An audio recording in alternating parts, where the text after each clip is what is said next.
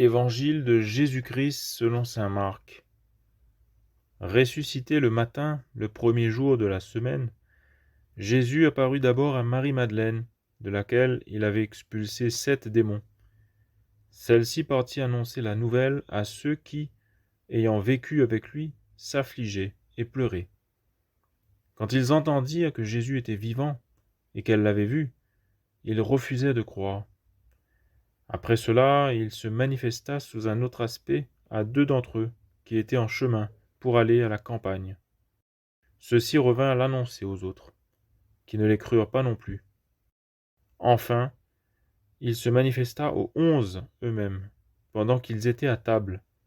Il leur reprocha leur manque de foi et la dureté de leur cœur, parce qu'ils n'avaient pas cru ceux qui l'avaient contemplé ressuscité. Puis il leur dit: Allez dans le monde entier, proclamez l'Évangile à toute la création.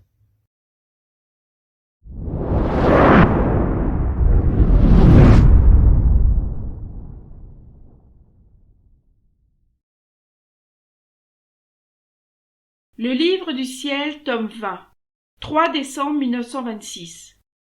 Ma fille, courage, ne désespère pas, je ne te quitte pas.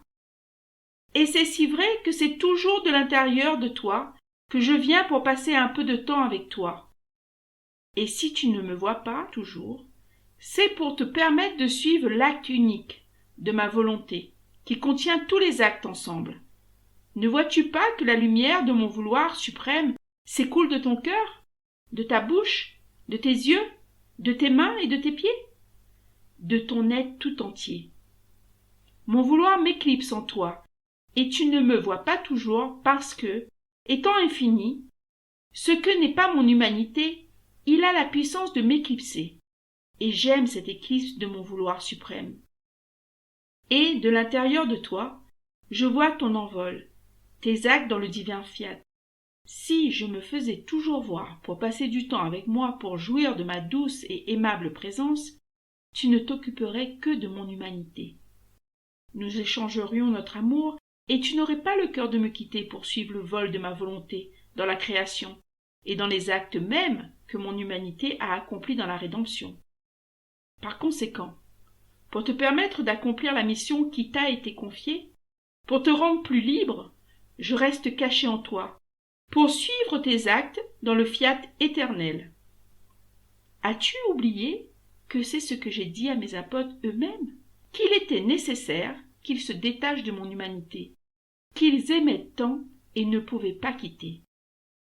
Cela est si vrai que tant que j'ai vécu sur terre, ils ne m'ont pas quitté pour parcourir le monde, prêcher l'Évangile et faire connaître ma venue sur la terre. Mais après mon départ pour le ciel, investis de l'Esprit divin, ils reçurent cette force de quitter la région pour faire connaître les biens de la rédemption, et même offrir leur vie par amour pour moi.